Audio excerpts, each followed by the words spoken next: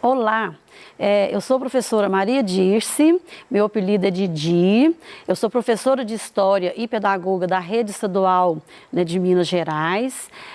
Eu vou estar trabalhando com vocês uns temas aí durante esse período da quarentena, né, do coronavírus, mas a gente espera que, né, esse período passe o mais breve possível, que vocês retornem para suas escolas, né, para estar encontrando com seus professores e tirando as suas dúvidas sobre, né, as nossas aulas. Hoje nós vamos estar tratando aqui, né, sobre as revoluções inglesas do século XVII. Aqui vocês veem uma imagem, né, de uma batalha, né, da Revolução, né, Puritana, aqui né, que aconteceu lá na Idade Moderna, no século XVII, na Inglaterra. O que foi, então, essa Revolução Inglesa? Né, ela foi um movimento político, religioso e militar, né, e que tinha pretensão de levar, né, o absolutismo ao fim. Na Inglaterra, ela representou os desejos entre os reis absolutistas, né, versus o parlamento, né, que lá existia já há 400 anos. Esse rei, né, o monarca, ele era anglicano, né, e os parlamentaristas eles já eram os presbiterianos. Que eram também chamados de puritanos. Apesar de contar com o apoio, né, das classes mais simples, essa revolução, né, ela não foi, né, considerada uma revolução popular, mas sim uma revolução burguesa. No plano econômico, eu vou estar falando com vocês aqui agora, né, sobre os antecedentes, né, de como aconteceu, né, para a gente chegar realmente nessas revoluções, né, na Revolução Puritana e na Revolução Gloriosa, tá? Dentro do plano econômico e social, a gente sabe que o absolutismo, ele era, né, bancado pelos burgueses. Isso significa o quê? Que o rei tinha o poder e quem mantinha o poder desses reis era a nobreza feudal ali junto com esses burgueses. A Inglaterra, nesse momento, estava, né, se fortalecendo muito, né, com a questão da indústria têxtil, porque lá tudo favorecia a criação, né, de ovelhas, né, o clima era favorável para essa criação de ovelhas e também para a plantação de algodão. Bom, só que para eles fazerem, né, essas plantações, o que aconteceu? As terras lá no momento, né, até esse momento, eram terras que eram de uso coletivo. Porém, para que essa indústria desenvolvesse, né, os proprietários dessas grandes proprietários de terras tiveram que fazer os cercamentos para estarem criando essas ovelhas. O que significou, então, né, esses cercamentos? Eles tiraram as pessoas que ali trabalhavam, né, que era comunidade mesmo, que era comum a todos trabalharem ali. Aí, então, esses cercamentos levou, né, realmente à miséria dessa população que ali trabalhava. Porque aí quem começou a fazer uso desses cercamentos foi os proprietários, né, que eram os donos dessas terras. Aí, com isso, então, houve essa miséria da população em geral, tá? E também o debilitamento da aristocracia fundiária, né? Porque ela que dava sustentação ao absolutismo, né? Ao rei, ela sustentava, né, aquele rei ali nas suas necessidades. Com isso, então, surge, né, uma nova classe que foi chamada de gentry, né? Essa classe, ela era uma classe até que era endinheirada, porém ela não tinha títulos de nobreza, tá?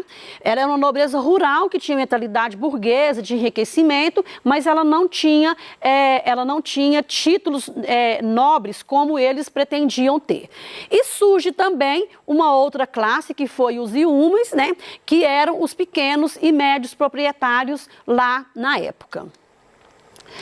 Ainda continuando aqui no plano ideológico, esses conflitos, então, né, para a gente estar chegando nessa revolução, né, puritana, ela aconteceu nos planos, né, religiosos, que foi entre anglicanos, entre os religiosos e anglicanos, e entre os católicos puritanos e presbiterianos, que eram, né, as pessoas que lutavam para implantar, né, voltar com o parlamento ali dentro da Inglaterra.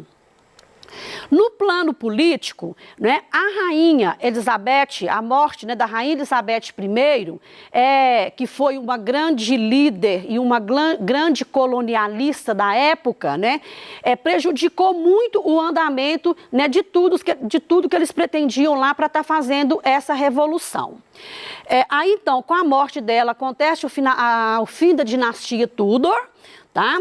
E quem que vai assumir, né, esse lugar da Elizabeth foi o Jaime VI, que era rei da Escócia. Isso por quê? Porque a Elizabeth I, ela não tinha descendentes diretos, ela não casou, tá? Então ela não teve filhos e teve então que chamar o Jaime VI para estar assumindo o poder na Inglaterra.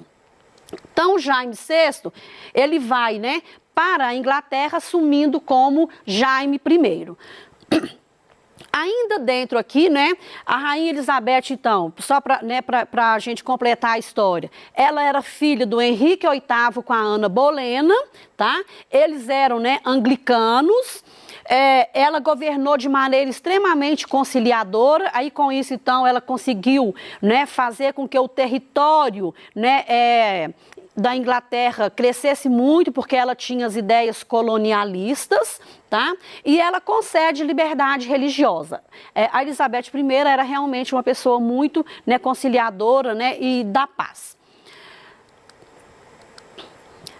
O rei Jaime I, então, né, que eu coloquei, que era o rei Jaime VI lá da Escócia, tá certo? E que foi assumir lá, ele já era totalmente contrário, né, à rainha Elizabeth. Ele era uma pessoa, né, que tinha tendências totalmente absolutistas de achar que ele era tudo, ele estava acima, né, de qualquer poder, de qualquer situação. Ele então começa a perseguir os puritanos, né, e os católicos, aumentem muito os impostos lá, e quem sofre com isso são as pessoas mais pobres, tá?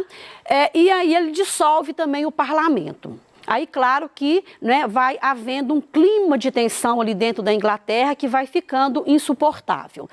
Aí, com a morte do Jaime, né, I, quem vai assumir é o seu filho Carlos. O seu filho Carlos não tem a diplomacia também que o pai dele e que a tia dele, no caso a Elizabeth, tinha. Tá?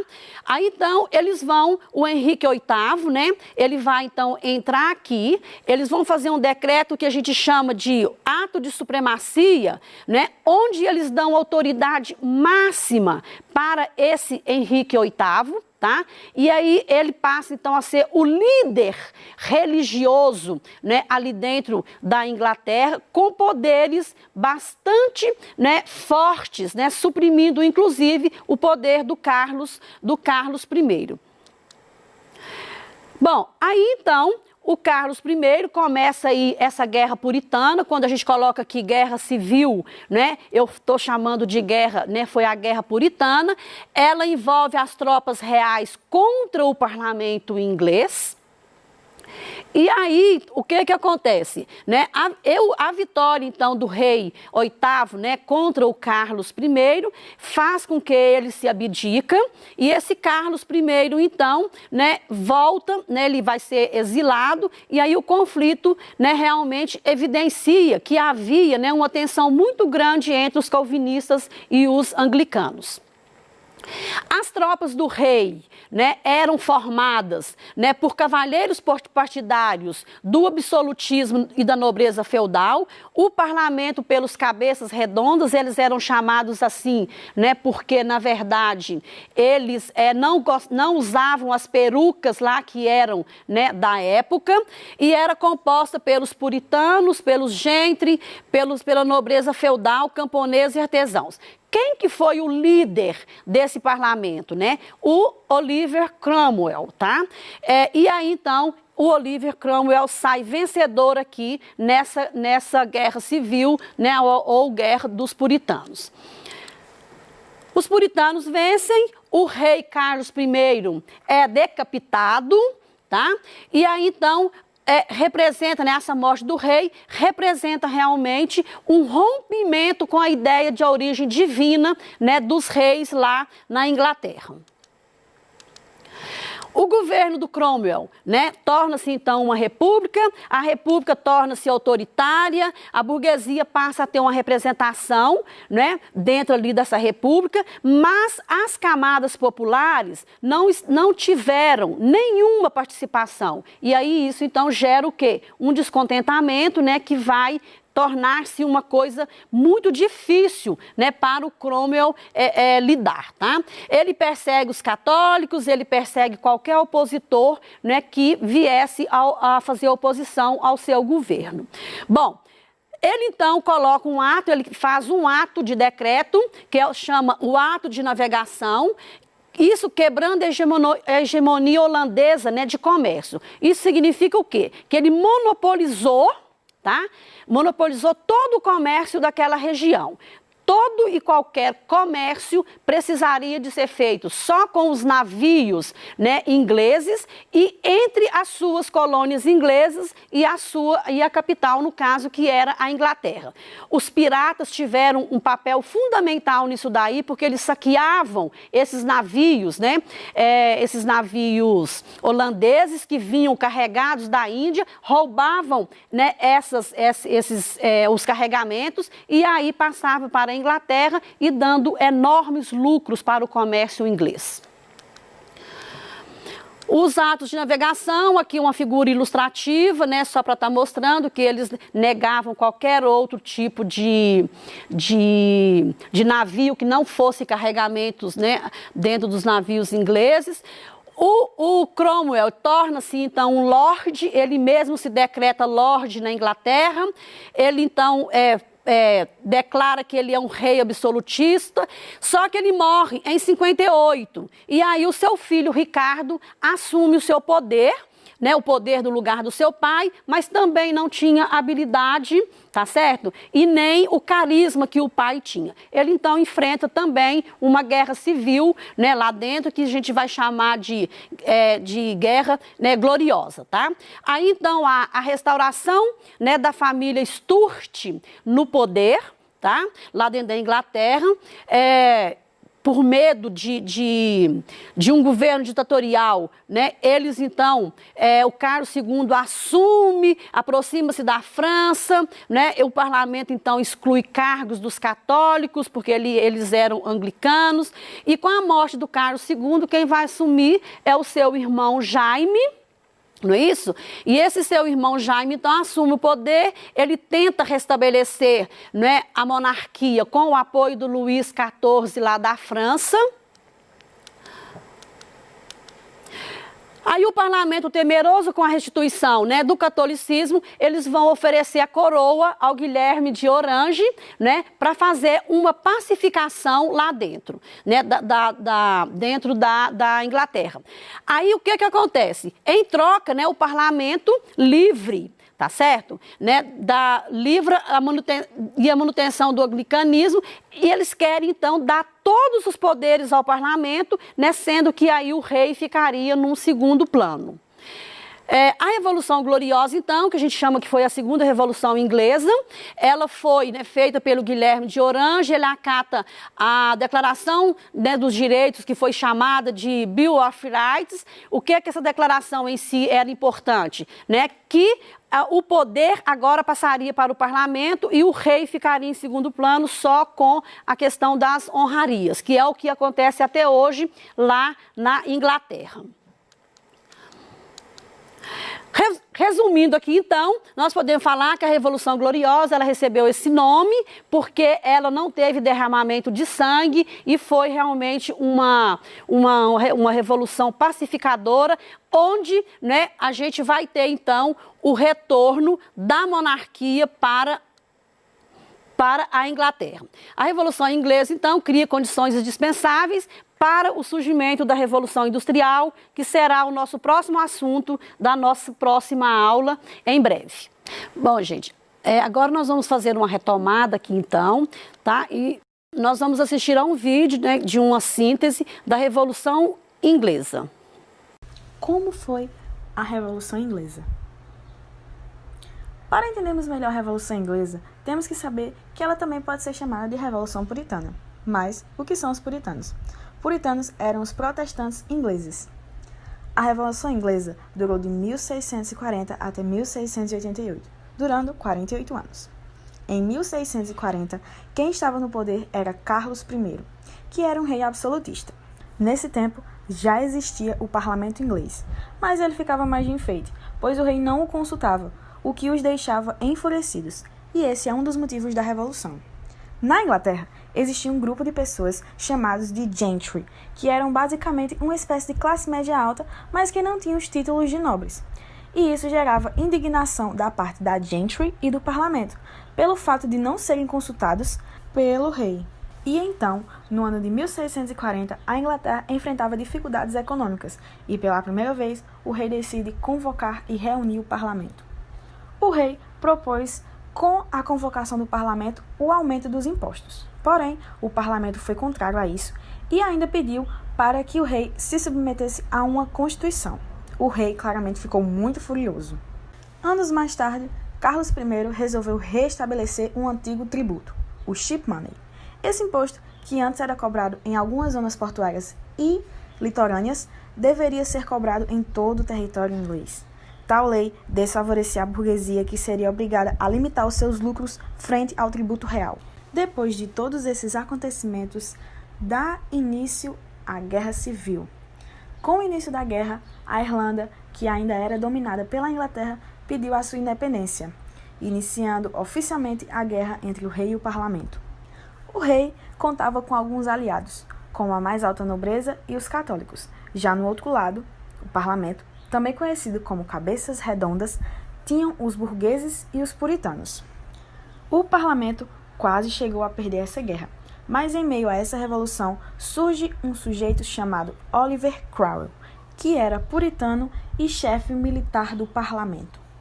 Oliver colocou as coisas para funcionarem e armou contra-ataques que levaram os puritanos à vitória. Ao ser derrotado, Carlos I foge para a Escócia.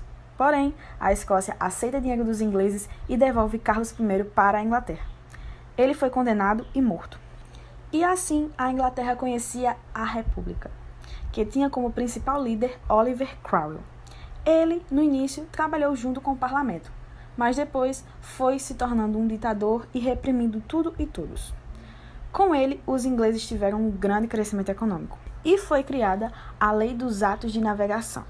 Essa lei dizia que todas as importações que fossem chegar na Inglaterra teriam que vir por meio de navios ingleses, assim valorizando a economia inglesa.